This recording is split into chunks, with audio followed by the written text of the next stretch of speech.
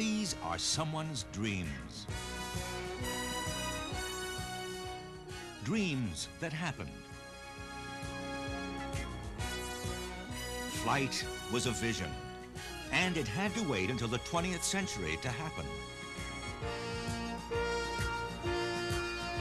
Space was a bold vision, shared by many.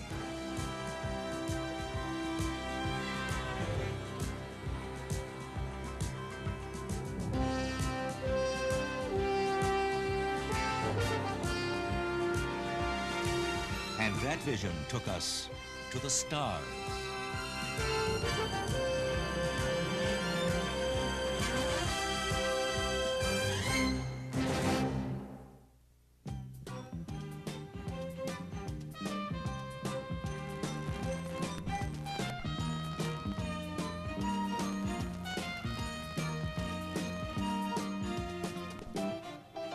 Ever since we saw that first bird soaring across the sky, we have wanted to fly.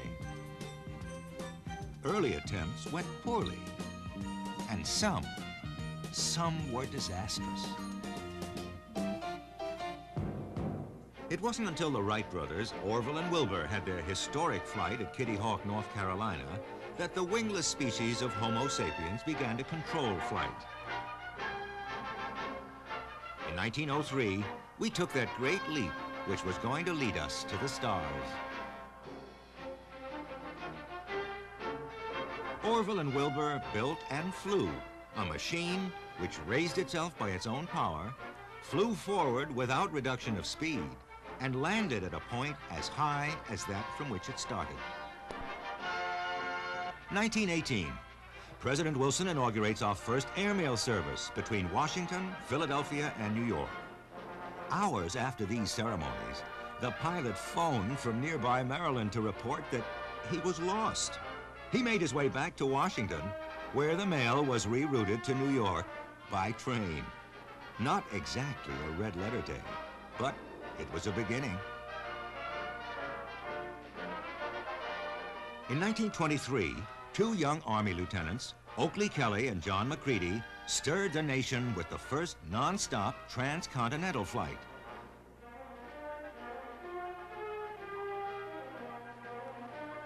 Two previous attempts from west to east had failed.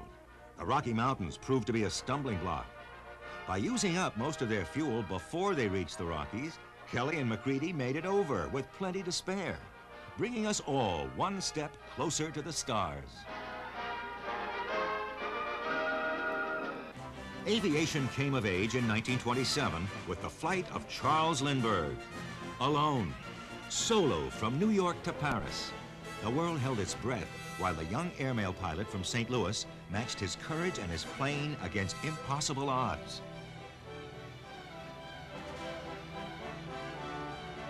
When the news came by radio that Lindy had arrived in Paris, the joy was overwhelming.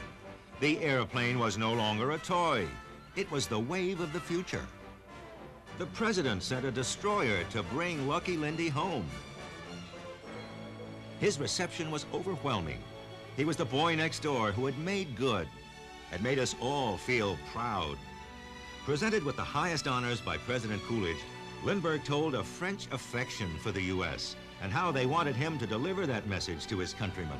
When you return to your country, take back with you this message from France and Europe to the United States of America. Thank you. The parades were endless. The enthusiasm was boundless. And because of the association with Lindbergh's courage and achievement, the airplane went from the realm of the flying circus and stunt flyers to an era of respectability and growth. During this time, Lindbergh visited with Robert Goddard and became enthusiastic about his work. He found a benefactor to help with Goddard's dream. Flight and space became linked.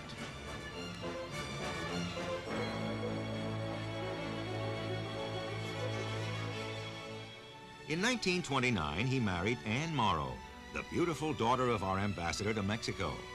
In storybook fashion, they explored and pioneered new air routes to Europe and Asia. Lindbergh spoke of the limitless future of the sky and urged the construction of airports and the expansion of commercial aviation. He wrote for the New York Times and the Saturday Evening Post.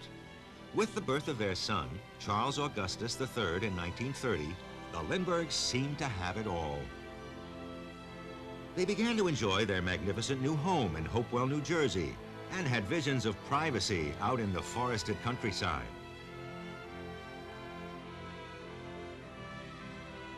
Then, on the night of March 1st, 1932, a figure climbed a ladder to the nursery and took their son from his crib. The crime of the century brought an end to the enchantment, and the world moved on. They called Amelia Earhart Lady Lindy, and she looked enough like him to be his sister. In 1937, she attempted an around-the-world flight that ended in mystery and tragedy. Somewhere over the Pacific, Amelia Earhart disappeared, never to be found. Her contribution to flight and the recognition she won for women in flight will never be forgotten. Wiley Post, here with his friend Will Rogers. Post advanced aviation history with an experimental prop and a robot plane to set a new record around the world in less than 80 days. Then Post and Rogers set off on an informal flight over Alaska, but tragically lost their lives in a freak accident.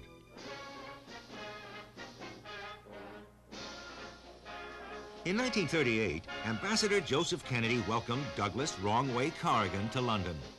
Corrigan had filed a flight plan from New York to California, but somehow retraced Charles Lindbergh's flight across the Atlantic. Well, I must say when I left New York, headed out for Los Angeles, that I didn't know that I was going to wind up inspecting English airplane factories. Well, now, about this mistake, is that true that you've been made a life member of the Lions Club of Wisconsin? Well, they offered the life membership, but I hardly think that I should be honored with it. Of course, if I was ever going to make another trip across the ocean, why, it would naturally be a whole lot better to go in something like this, you know, that's really built to make the trip on purpose. Well, this has sure been a very interesting visit here, I'm sure. What's next? Well, we'll get along now. This is the way. Let's go. Oh, that way. 7:50 a.m., Sunday morning, December 7th, 1941. 360 Japanese planes flew over Pearl Harbor in Hawaii. They destroyed the American Pacific Fleet. The Japanese attack was a total surprise. 14 ships were sunk or damaged. 200 Army and Navy planes were destroyed, and most of the others rendered unflyable. 2,500 servicemen were killed, and another 2,000 wounded. $20 million worth of shells, torpedoes, bombs, and ammunition was destroyed. It brought the United States into World War II as nothing else could have.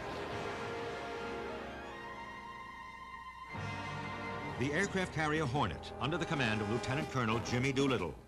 16 B-25 Mitchell bombers were lined up on her deck.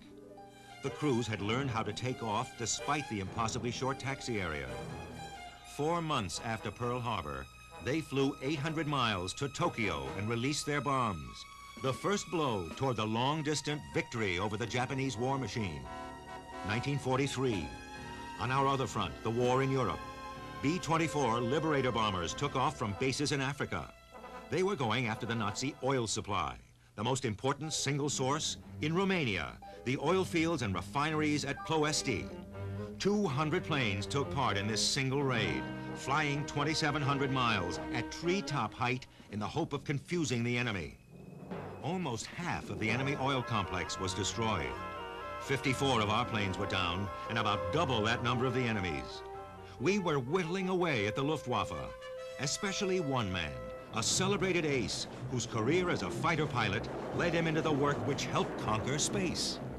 From 1943 to 1945, he distinguished himself by shooting down 13 enemy aircraft, 5 in one mission, including one of Germany's first jet fighters. On March 5th, 1944, he was shot down over German-occupied France, but escaped capture. This, of course, is Chuck Yeager. World War II ace, and then pilot of the X-1, the plane that broke the sound barrier in 1947. I selected, I readily got a map and looked at Hamlin, West Virginia, where I was born, where my mother and father lived, and looked at the closest air base, and that was Wright Field, Dayton, Ohio. And then when the X-1 came along in the summer of '47, I was selected as the primary pilot on it.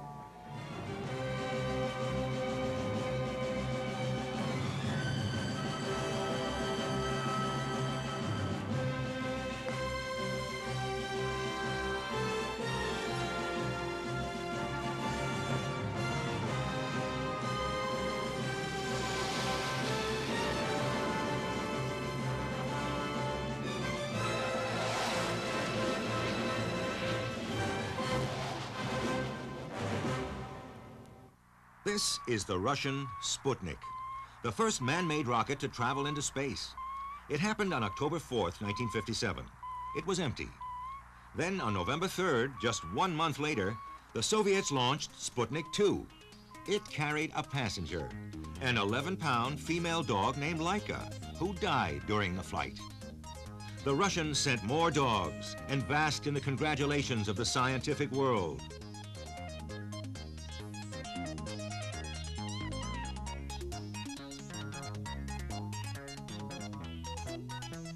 They got there first. Politicians, the military, and the press exploded in condemnation of the American space program and fears that the Russians were far ahead of the United States in missiles.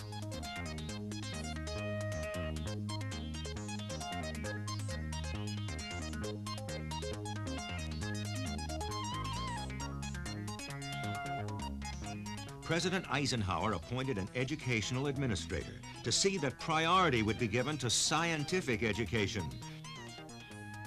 And American schools turned away from the humanities to concentrate on science and mathematics. Meanwhile, the Soviets recovered their rockets by parachute, and their dogs frolicked. A month later, on December 6th, 1957, the United States was ready to send up its first satellite. The Russians had used great secrecy. The U.S. invited the whole world to watch our launch.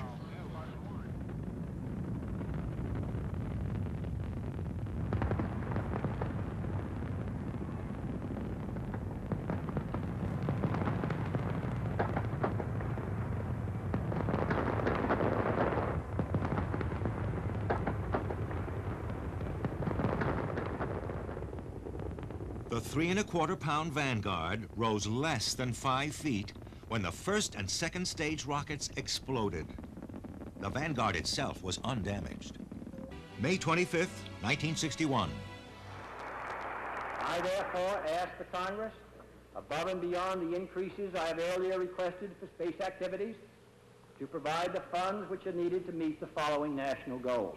First, I believe that this nation should commit itself to achieving the goal, before this decade is out, of landing a man on the moon and returning him safely to the Earth.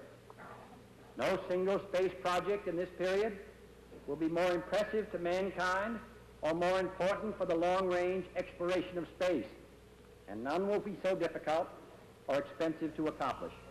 4 a.m., February 20th, 1962. The United States is ready for the space age, promised to us by Robert Goddard.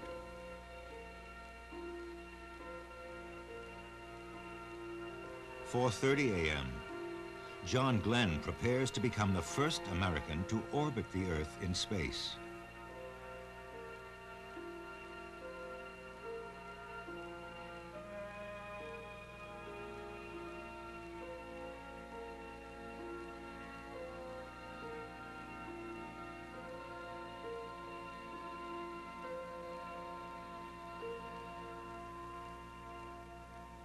"5:02 a.m. John Glenn leaves the hangar where he has spent the night. His journey has begun, and so has ours.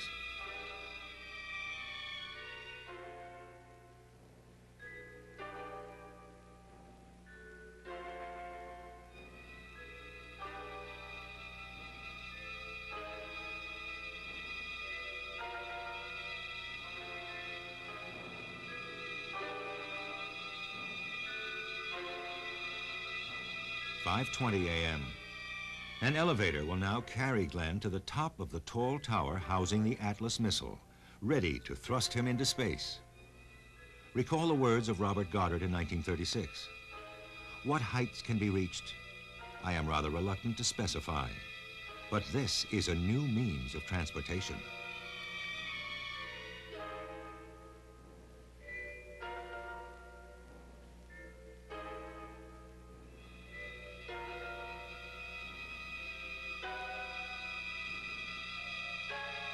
John Glenn settles into the cramped cabin of Friendship 7. Hours, days, months of preparation have preceded this moment. Thousands of technicians and scientists have worked toward perfection. Even now, there are many hands to help, and one to clasp and say goodbye.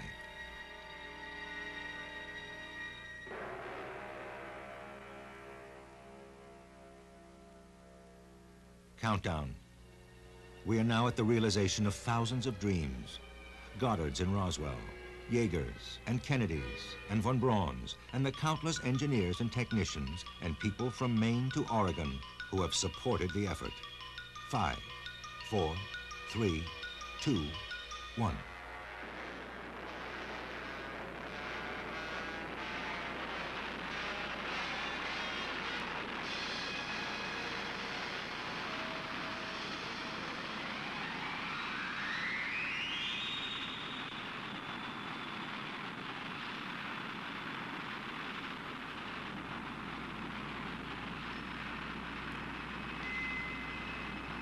The powerful rocket soars into space. John Glenn begins to orbit 100 miles above the Earth. Glenn takes the risk alone. There are no helping hands in space.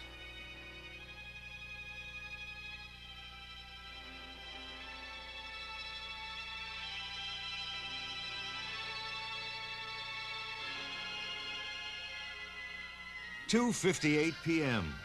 The destroyer Noah lifts John Glenn from the sea.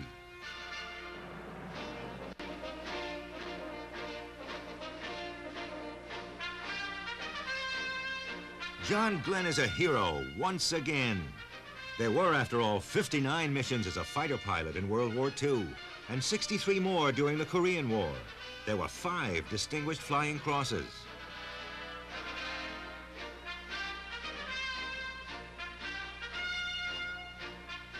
Glenn has shown the nation that America belongs in space, and his first flight will be followed by many more as we reach out to space.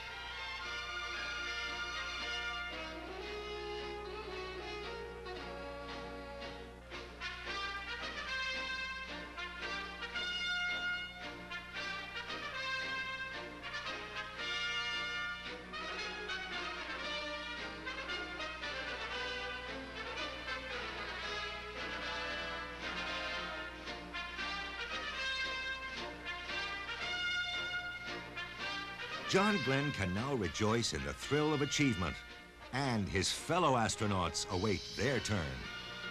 In September of 1962, President Kennedy announced our new goal, the moon. But why, some say, the moon? Why choose this as our goal?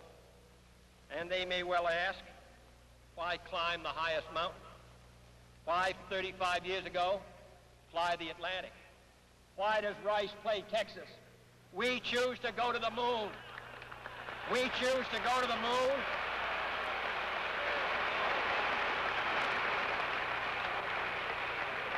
We choose to go to the moon in this decade and do the other things, not because they are easy, but because they are hard. Because that goal will serve to organize and measure the best of our energies and skills. Because that challenge is one that we're willing to accept, one we are unwilling to postpone, and one we intend to win, and the others too.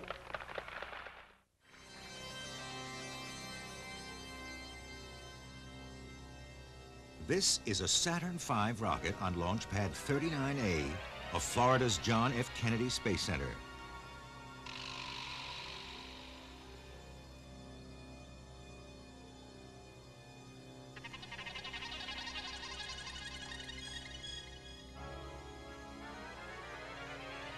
And on its nose is the Apollo 11.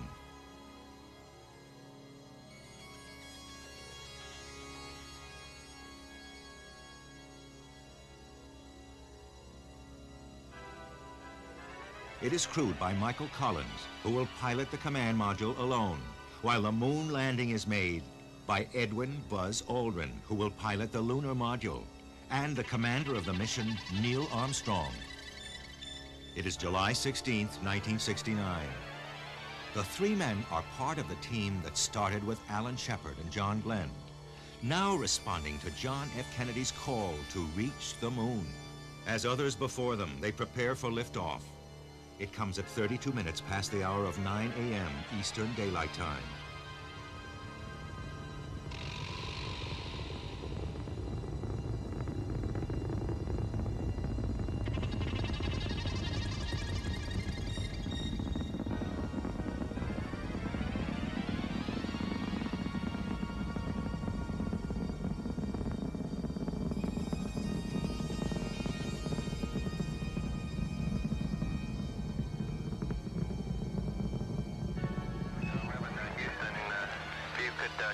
We'd like to see some smiling faces up there. If you could give us some interior views, I'm sure everybody'd like to see you over. Now we're coming in. Can't quite make out who that had. That's Big Mike Collins there. Well, you got a little bit of, hello there, sports fans. You got a little bit of me, plus Neil's in the center couch, and Buzz is doing the camera work this time. Is Buzz holding your cue cards for you over? Cue cards haven't, no. We have no intention of competing with the professionals, believe me. Eagle, Houston, you're a go to continue. That's 4 minutes. Roger, you're a go to continue power descent. You're a go to continue power descent. Forward. Forward. That's 40 feet down, 2.5. Picking up some dust. 4 forward. 4 forward. Drift into the right a little. That's okay. Contact light. Okay, engine stop. We copy you down, Eagle. Tranquility Base here. The Eagle has landed. The first footsteps on this strange new world will be the first ever made by human beings off the Earth, on a surface that is totally unknown, at 1/6 of Earth's gravity. It is July 20th, 1969, at 4:17 p.m., with an estimated 600 million people watching by television from a distance of 241,500 miles. The lunar module had descended to the surface of the moon with Armstrong and Aldrin. Armstrong put his left foot on lunar soil at 10:56 p.m. Eastern Daylight Time. I'm going to step off the limb now. That's one small step for man, one giant leap for mankind. The surface is fine and powdery. I can pick it up loosely with my toe. It does adhere in fine layers, like powdered charcoal.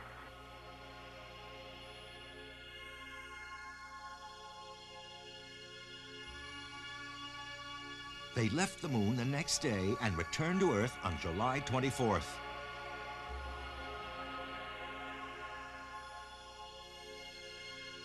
What next after the emotional triumph of the moon landing?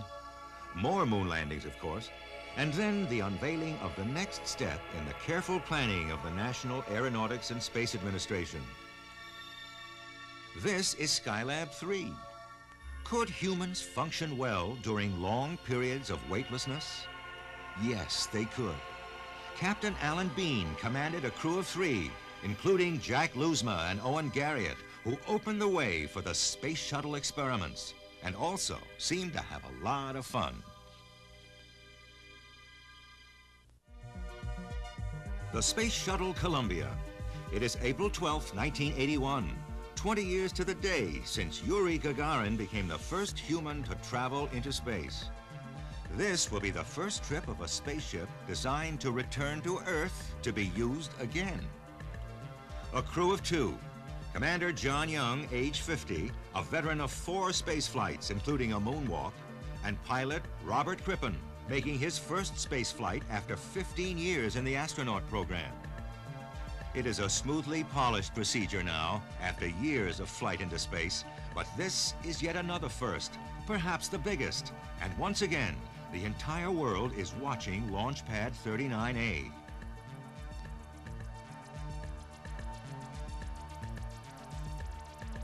Minus 10, 9, 8, 7, 6, 5, 4. We've gone for main engine start. We have main engine start.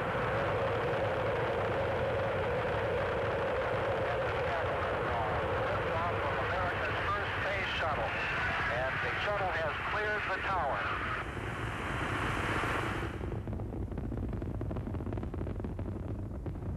Back there, roll back. Go. Roger, roll.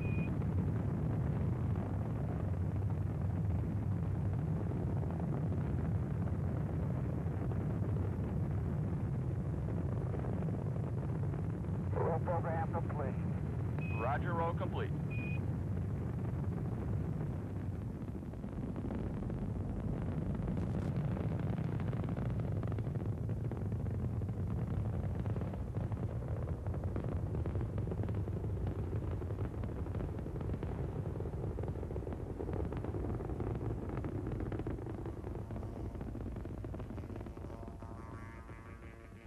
The purpose of this mission was to prove simply that the Columbia could go up and then come down. This and later flights were designed to prove that the shuttle was a reliable means of space transportation, and then a practical site for a space lab. The flight went smoothly. So well, in fact, that Houston Control had this message for Columbia. Columbia, Houston, you guys did so good, we're going to let you stay up there for a couple of days. Your gopher on orbit. When Young and Crippen heard this, they knew the flight was at least half a success. At the end of the flight, when returning to Earth, friction created in re-entry blocked communication for about 15 minutes. After 36 orbits, the Columbia returned to Earth. Upon re-entry, all power was cut, and the ship was flown like a glider.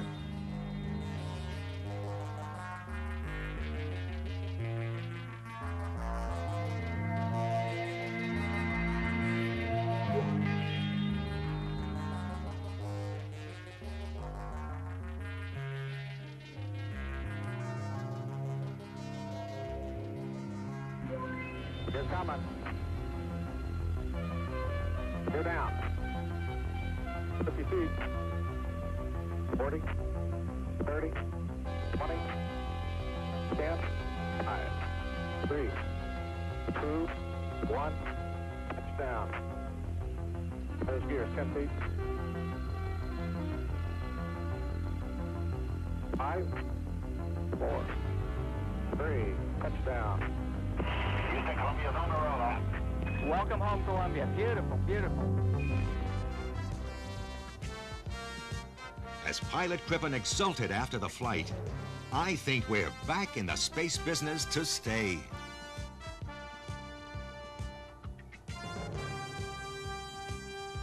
After 3 more experimental flights, no less an authority than the President of the United States declared that the Columbia was ready for its first operational mission.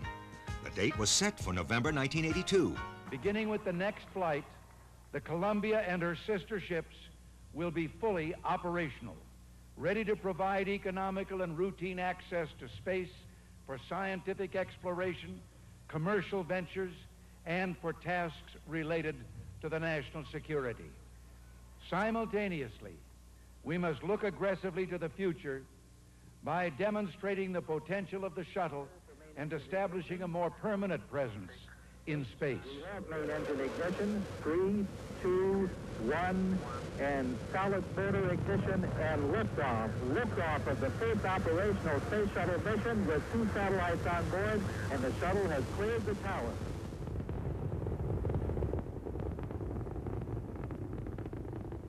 November 11th, 1982. The Columbia carried a crew of 4 and a payload of 2 commercial satellites to be placed in orbit 22,000 miles above the Earth. Both launchings were absolutely perfect, and 2 communication systems came into being above North America. Columbia's first mission was A-OK, and Columbia earned a rest and a general refitting.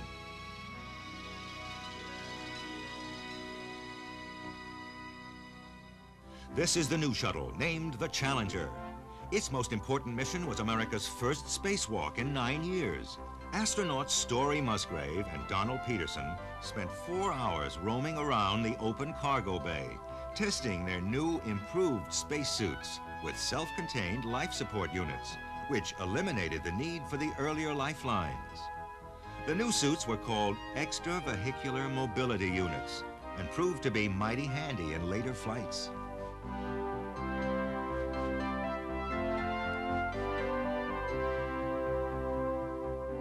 The 7th flight, the 3rd operational flight, was historic in many ways. Main engine start, we have main engine start, and ignition, and liftoff. Liftoff of STS-7 and America's first woman astronaut. And the shuttle has cleared the tower. Sally Ride, America's first woman astronaut. The most important part of the mission was the testing of the Canadian-built shuttle arm, which was designed to grasp objects in space for retrieval and repair. To test the arm, Sally Ride and fellow mission specialist John Fabian deployed the SPAS, Shuttle Pallet Satellite, built by West Germany. Keeping station about 1,000 yards apart, Challenger posed for many pictures taken from spas. It was a marvelous mission.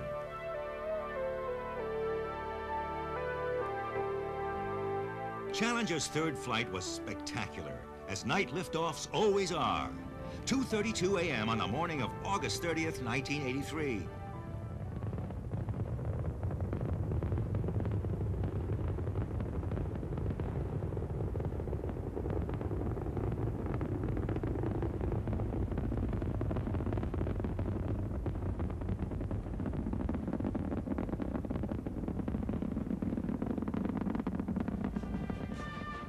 This flight carried America's first black astronaut to go into space.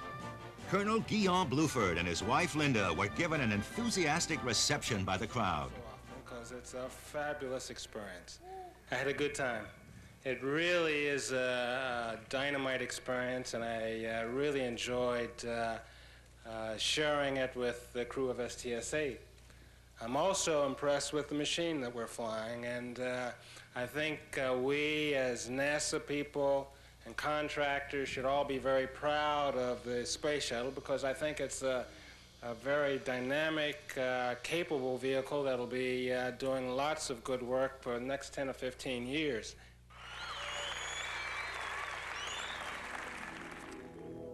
On April 6th, 1984, Commander Robert Crippen made his 3rd shuttle flight in Challenger. The primary mission was to find, retrieve, repair, and return to space the crippled Solar Max satellite. Using the jetpack tested on the last shuttle flight, mission specialist George Nelson floated out of the cargo bay to the Solar Max. Launched in 1980, the Solar Maximum mission was designed to study the sun, but burnt out a part. The problem here was to stop Max from rotating so that the shuttle arm could grab hold of it. Nelson grabbed hold of it first, hoping to slow it down, unsuccessfully. The next day, ground controllers stabilized its spin, and the astronauts snared it. The reason they went to all this trouble was that it would cost $235 million to replace it, so it would be a real savings. They finally were able to get a good hold on Solar Max. Then they replaced a 500-pound control module. And then it was fixed. And they put it back in orbit. And then they took a look around at the world.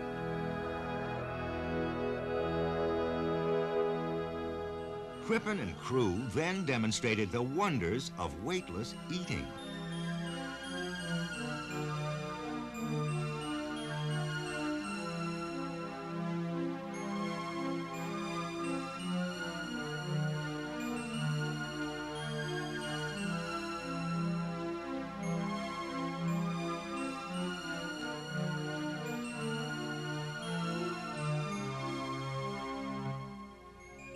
We've seen some wonders in this past hour, and there are more to come.